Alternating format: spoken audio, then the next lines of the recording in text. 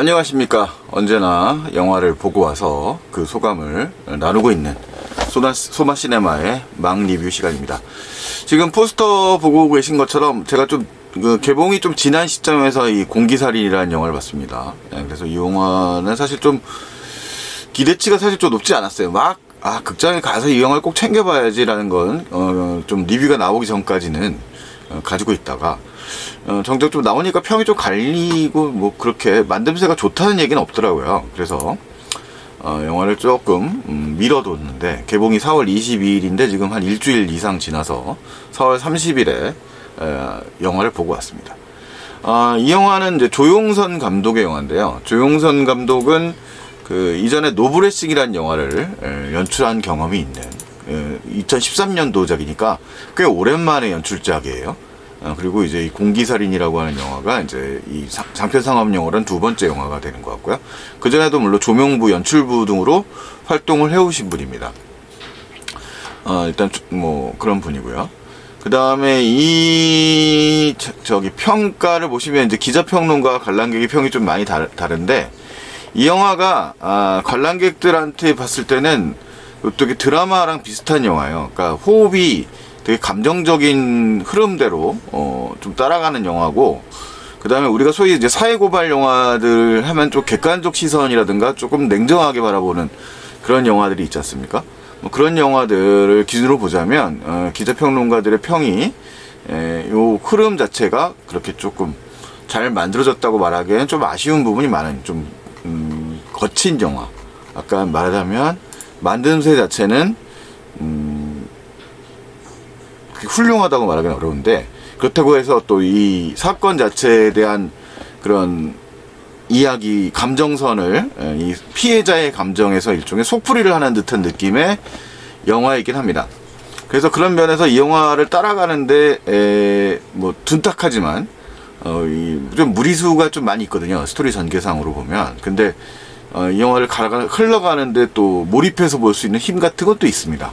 그래서 좀 화가 나는 사람들의 감정에 이입돼서 이 사건의 일종의 가해자들에 대한 분노심 같은 건 분명히 생기게 만드는 그런 힘 같은 건 좀 어느 정도 있는 영화라는 생각이 듭니다. 이 가습기 살균제 사망 사건은 되게 일상 속에서 일어난 일이라서 여전히 뭐 현재 진행형인 일이고요.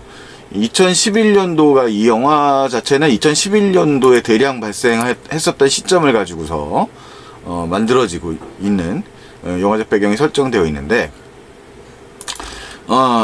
실제 사건도 한 2011년 사이에 사망 사건이 많이 일어났어요. 그리고 그 이후에 계속 이제 진행되고 있고요. 대기업들이 제일 많이 있는데, 당시 가습기 살균제 1위 기업이 바로 옥시라는 대표적인 옥시 싹싹이라고 하는 회사입니다. 그러니까 영국계 기업이죠. 그래서 영화도 아마 O2라는 제목을 가지고서 이제 옥시라고 하는 회사 이름을 써버리게 되면 그게 이제 소송이라든가 이런 문제에 걸릴 수도 있기 때문에 O2라는 이제 가상의 기업을 내세웠는데, 영국계라고 하든가 뭐 이런 식의 설정들은 그대로 진행되고 있습니다. 사용되고 있습니다. 이 영화는 뭐 계속 이제 지금 보시는 나무위키에 이제 지금 정리된 내용들만 보더라도 상당히 많은 내용이 진행됐다는 상황을 보실 수 있고요. 상당히 복잡한 내용입니다. 뭐 그래서 영화는 사실 그래서 앞부분에 전개상으로 그런 부분들을 좀 전달하기 위해서, 이 사건의 실체를 전달하기 위해서 좀 애를 많이 쓰고 있어요. 지금 요 포스터 사진을 보시면은 여기 지금 서영희 배우하고 김성경 배우가 있는데, 이 영화에 이제 축은 김성경 배우가 영화를 끌고 가는 일종의 탐정이자 일종의 뭐 수사관 역할을 하는 인물이죠. 그러니까 일종의 영화적 플롯상으로 보면 이제 히어로 역할에 해당되는 인물이라고 말할 수 있습니다. 근데 피해자이자 이런 부분들인 것을 같이 겸하고 있어요. 그래서 영화의 한 15분 결 안에 지금 이제 피해자의 모습이 나오는데, 요 15분 안에 김상경 배우의 가족들의 가습기의 피해자가 되는 상황들이 다 발생을 합니다. 그리고 영화의 일종의 이선빈 배우는 김상경 배우의 부인인 서영희 배우의 동생이자 검사로 이제 영화의 첫 장면에 등장해요. 약간 전형성을 가진 이선빈 배우 캐릭터가 가지고 있는 약간 또라이라고 하죠. 되게 정의롭지만 좀 막무가내의 스타일의 그런 캐릭터로 등장을 하는 게 이제 이선빈 배우고요. 김상경 배우는 영화의 첫 장면에 이제 보시면 되게 안정적인 가정, 따뜻한 가정에서 이제 술 먹고 들어와서 뭐 마네킹을 껴안는 좀 옛날 개그를 펼치면서 등장하는 뭐 좀 아저씨, 사람 좋은 의사 선생님 뭐 그런 캐릭터로 등장을 합니다. 근데 영화가 약간 스토리부터 일단 정리를 한번 해보면, 일단은 김상경 배우가 이제 피해자가 되는데 의사잖아요. 그래서 이 의사로서 자신의 가족을 일단 잃게 됩니다. 그러니까 아들은 위중한 상태, 폐질환을 지금 상태 보시면 폐질환에 걸려 있는 폐 상태를 보는 거거든요. 그리고 이제 부인도 이 서영애 배우도 이제 쓰러져 버려요. 그 사망해 버리는데, 지금 이제 이 장면이 바로 그 부인이 건강검진을 얼마 전에 왔다고 이제 처제가 다시 얘기를 합니다. 이선빈 배우가 얘기를 해서 확인을 해보니까 정말 폐가 말짱한 거예요. 3개월 만에 이제 그 상태가 심각해서 사망에 이르기까지 됐다. 이제 그 사건이 되면서 추적하게 되기 시작하는 거죠. 자, 그러면서 이제 이 사람이 이제 탐정이자 의사이자 뭐 이런 역할을 같이 한다고 그랬잖아요. 근데 그런 피해자가 됐어요. 이제 상복을 입고 있으니까. 자, 그러면서 이 사람이 이제 그 장례식도 치렀는데 검시관이 다시 됩니다. 그러니까 약간 이 영화는 그 좀 영화의 효율을 위한 거긴 한데, 그 전체적인 조망을 하다기보다는 이야기의 중심을 따라가기 위해서 김상경이라고 하는 인물에게 상당히 많은 캐릭터를 부여를 합니다. 그러니까 의사죠. 그 다음에 이제 피해자를 주축을 하고 있는 리더인 역할도 담당하고 있는 거고요. 자, 그러면서 검시관도 합니다. 영화의 초반부에 보면. 뭐 분명히 그건 할 수 없을 텐데, 검시관 같은 경우는 뭐 수술에 참여도 하고, 폐를 들어서 이제 꺼내보는 검시관 역할도 하고, 그 다음에 이제 뭐 뒤에 풀어가는 문제를 이제 풀어가는 그런 키를 쥐고 있는 인물이기도 하고, 재판에 관여도 하고, 그러니까 거의 모든 행동에 이제 이 김상경 배우가 연기하는 캐릭터, 그러니까 그걸 담당하고 있는 거죠. 그래서 약간 그 설정이 너무 많다 보니까, 정태훈이라고 하는 캐릭터인데, 그러다 보니까 스토리상으로는 좀 사실감이 좀 없어요. 그러니까 그 줄거리가 뭐냐면, 김상경이라고 정태훈이라는 캐릭터에게 모두 몰입해서 이 사람을 따라가도록 스토리가 구성되어 있는 거예요. 그래서 관람객이 보기에는 이야기를 따라가기엔 좋지만, 전체 이야기를 조망하는 데는 너무 깊이가 없다고 해야 될까요? 그런 면들이 있습니다. 그리고 이 반대편에 있는 인물이 윤경호 배우가 연기하는 서우식이라는 인물이죠. 이 뒤에 배경에 오투라는 제목이 써 있는데, 이 거대 다국적 기업의 일종의 그 지금 이 분쟁이 벌어진 상황, 민사소송이 벌어지고 있는 상황. 그러니까 여기 보이는 이선빈 배우는 검사를 하다가 의문을 품고서 이제 그 이 사건을 수사하는, 그러니까 변호사로서 이제 등장을 한 법정 싸움을 벌이는 인물이고요. 그래서 요 지금 보시면 이제 배경 속에 오투 사건에 요 대해서 이 PHMG라고 하는 이 영화에서는 이 물질의 문제가 제일 심각한 건데, 이게 흡입이 돼서는 안 될 위험성이 있는 그런 물질이라는 부분인데, 그것을 막아서는 인물로 이 인물이 등장을 하죠. 그 뒤에서 이제 사람들과 합의도 보고 그런 캐릭터예요. 그래서 대립하는 캐릭터입니다. 이렇게 두 인물이. 뭐 이런 부분도 좀 전형적인 장면인데, 자, 그러면서 이야기가 진행이 되는 겁니다. 이 둘의 수사 과정, 그 다음에 이제 각종 이해 당사자들, 뭐 연구자라든가, 여기 보시면 이 인물이 O2의 이제 CEO예요. 그리고 요 주변의 인물들이 이제 이 세력을 비호하는, 이 자본을 비호하는 사람들이죠. 이 장강 배우가 또 역시 또 부패한 정치인을 역할을 담당하고 있고요.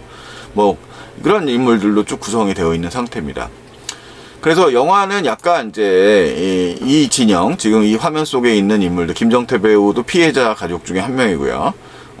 이렇게 되어 있는 팀들이, 피해자들이 이 거대 기업과 맞선다는 그런 논리죠. 그러니까 이쪽은 약간 뭐 정말 순진한 피해자의 구도, 스테레오타입에 사실 가깝습니다.